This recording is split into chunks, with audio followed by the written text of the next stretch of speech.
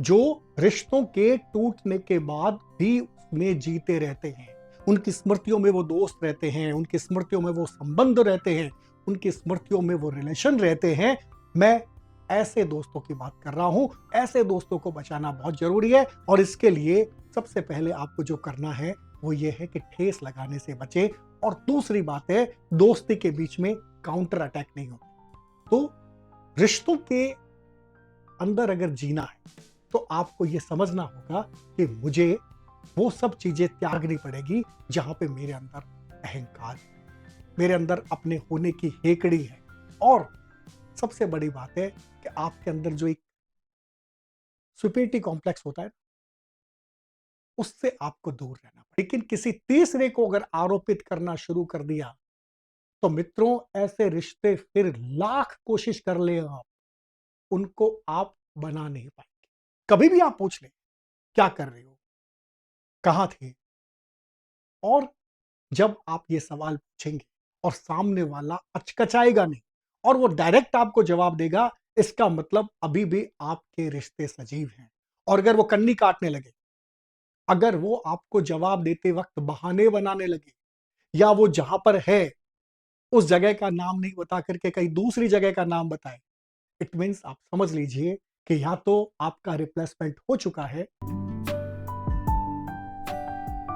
आज हम रिश्तों पे बात करते हैं, संबंधों पे।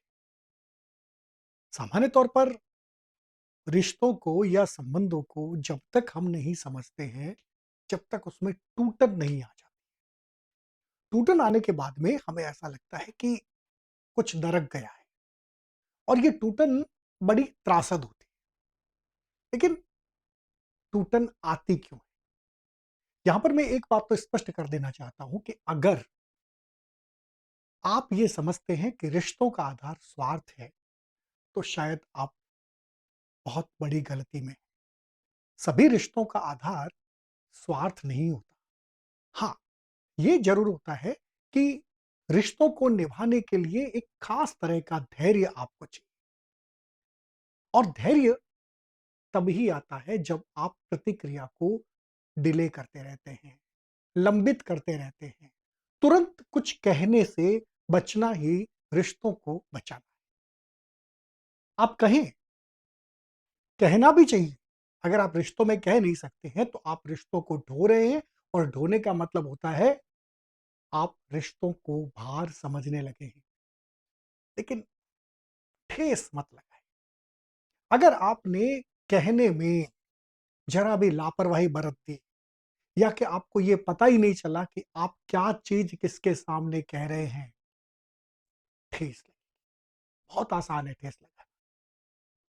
ठेस लगाना जितना आसान है उतना ही कला है कि आप ठेस लगाए बगैर किसी को अपनी बात कहें। और अगर आप इस रूप में रिश्तों को निभा रहे हैं तो मित्रों, आप संबंधों को निभाने की कला को जानते हैं। गलतियां किसमें नहीं होती।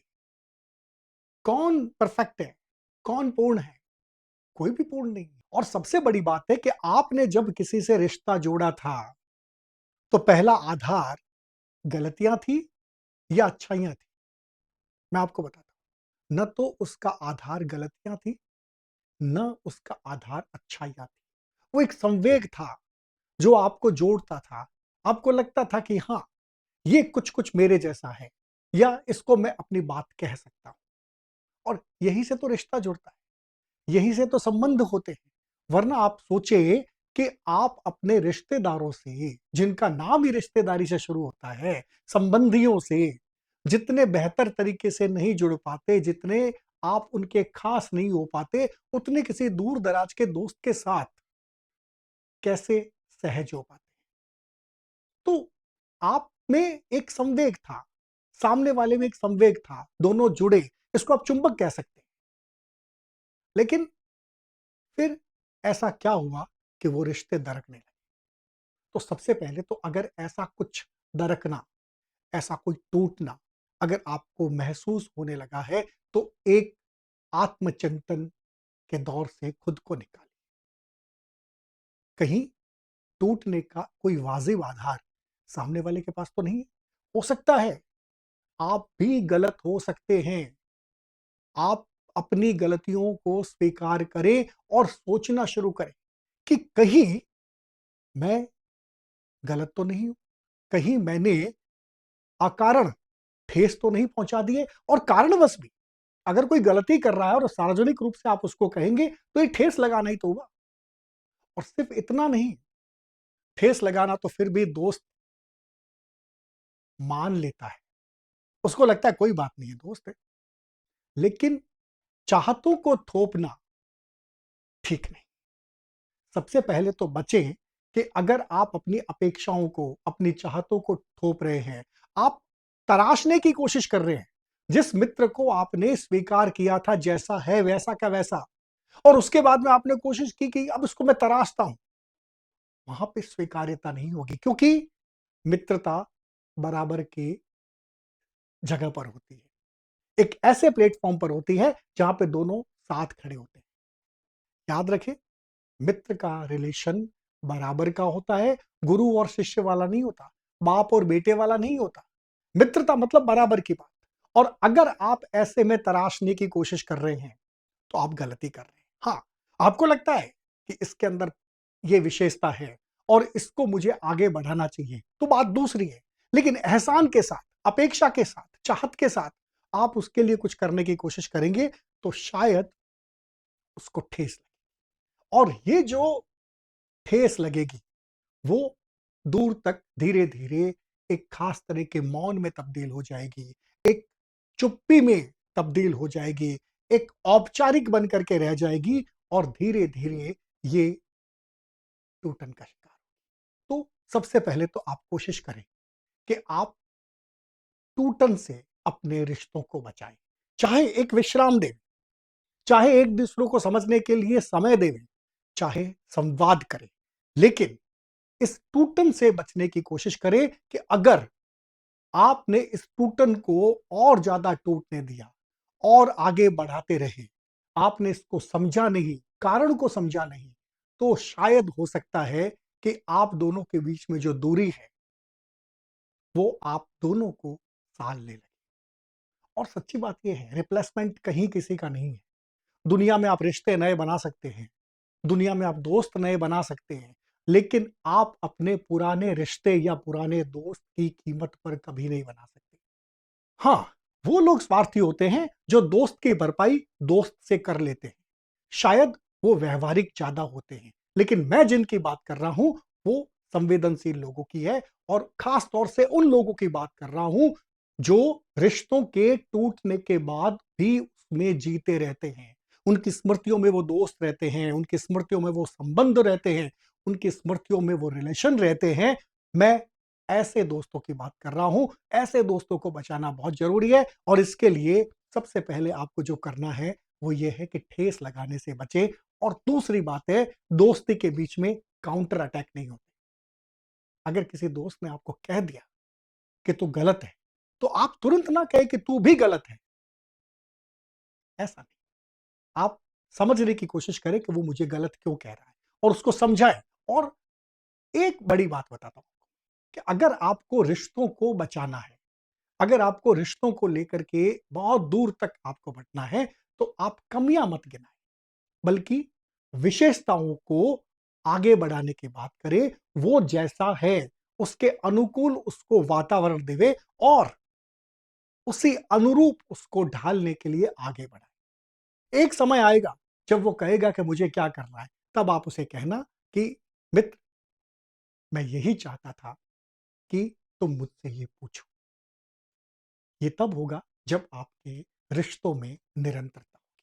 अगर आपके रिश्तों में निरंतरता है तो आपके अंदर हेकड़ी नहीं होगी, आप परस्पर सम्मान करना जानेंगे, और आप सामने वाले की बात को काटेंगे। बहुत सारे रिलेशन तो सिर्फ इसलिए खत्म हो जाते हैं कि हम दूसरे की बात को सुनते ही नहीं, उसकी बात को काटते हैं। ये पहले जो मैंने आपको कहा था, सबसे पहले कहा था, रिश्ता एक प्लेटफॉर्म पर, एक समान प्लेटफॉर्म पर खड़े दो लोगों के बीच में पनप सकता है। एक भी व्यक्ति थोड़ा सा ऊंचा है या ऊंचा रहना चाहता है तो रिश्ता नहीं पनपेगा। यहाँ पे आप जैसा अपन सामान्य साधारणीकरण कर देगा, रे बबेर, ऊंचा-नीचा, इन सब का यहाँ पे जगह नहीं होती। इन सब से अलग हट करके अगर आप कुछ जीना चाहते हैं, तो वो आपके संबंध बनाने में, संबंध को कायम रखने में सबसे ज़्यादा आपको सहायक, या कि मैं ये कह सकता हूँ कि आपकी हेल्प करता है। तो रिश्तों के अंदर अगर जीना है, तो आपको ये समझना होगा कि मुझे वो सब चीज़ें त्यागनी पड़ेगी, जहाँ पे मेरे अंदर अहंकार है, मेरे अंदर अपने होने की हेकड़ी है, और सबसे बड़ी बात है कि आपके अंदर जो एक सुपीरियरिटी कॉम्प्लेक्स होता है, उससे आपको दूर रहना पड़ेगा और धैर्य की साधना करनी पड़ेगी। मैंने आपको पहले कहा ना कि अगर आपने धैर्य की साधना कर ली और अपनी प्रतिक्रियाओं को लंबित रख दिया, थोड़ा-सा डिले कर दिया प्रतिक्रिया में, तो फिर आप देखिए आपके रिश्ते की जो खुशबू है, वो कहाँ तक फैलेगी। और अगर आपके अंदर दूरी हो रही है, तो आपको आत्मचिंतन तो करना है, लेकिन किसी तीसरे को अगर आरोपित करना शुरू कर दिया, तो मित्रों ऐसे रिश्ते फिर लाख कोशिश कर ले आप, उनको आप बना नहीं पाएंगे। पहली बात तो ये कि आप तीसरे को आरोपित कर रहे हैं, इसका मतलब आप बेवकूफ हैं।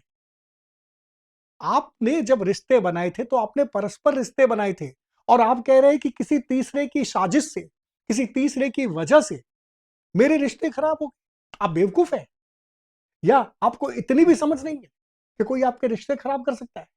और अगर कोई रिश्ते आपके खराब कर सकता है तो वो तो एक था, आप तो दो थे। आपकी समझदारी कहां गई? आप क्यों अपने आप को बेवकूफ साबित करते रहे? आपने उसको क्यों छूट दी कि वो आप दोनों के बीच में वैमनस्य खड़ा करे? और ये छूट इसलिए दी क्योंकि आपके अंदर हेकड़ी थी। आपको ऐसा लगता था कि नहीं, सामने वाला मेरे पास आए, और सामने वाले को लगा कि ये मेरे पास आए, और इस बीच में वो जो तीसरा, जिसको बार-बार आप आरोपित करते हैं ना, वो सक्सेस हुआ, मतलब आप उस तीसरे के साथ दे रहे थे, आप बेवकूफ थे। आपके अंदर समझ नहीं थी, और अगर ऐसी नासमझी में अगर रिश्ते खराब होते हैं, तो मित्रों फिर ऐसे रिश्तों को तो भगवान भी नहीं बचा सकता, और रिश्तों को तो फिर भगवान बचाएगा भी क्यों? रिश्ते तो हमें बचाने हैं, और अगर हमें रिश्तों को बचाना है, तो हमें परस्पर एक दूसरे के साथ रहना पड़ेगा, समझना पड़ेगा, सराहना पड़ेगा, और सबसे बड़ी बात है, एक दूसरे को एक दूसरे के अनुरूप ढलना पड़ेगा। आस्तिक न नास्तिक बने वास्तविक। ये वास्तविकता की बात आज आपको इसलिए कर रहा हूं कि बहुत सारे लोगों ने मुझसे इस विषय पे बात की। टूटन जब आ जाती है, तब हम खींचना शुरू कर देते हैं, एक खिंचाव सा आ जाता है, फासले बनने लग जाते हैं, और अगर ऐसी टूटन को आपने समय पर समझ लिया, तो फिर आप, जैसा कि आप आरोप लगाते हैं ना, किसी तीसरे ने आपको लड़ा दिया, किसी तीसरे की वजह से आप दूर हो गए, ऐसा कभी नहीं होगा, क्योंकि जैसे ही टूटन आएगी, आप तुरंत सामने वाले के पास जाकर के संवाद को और तेज कर दें। अपने बीच में संवादों की निरंतरता रखें, और वो जो संवेग है आप दोनों के बीच में, उसे सजीव रखें। वो जो चुंबकीय आकर्षण है, वो जो खिंचाव है, उसको रखें, और अगर आपको लगता है कि ये कैसे समझ में आएगा, बस आप एक बात को ध्यान रखें।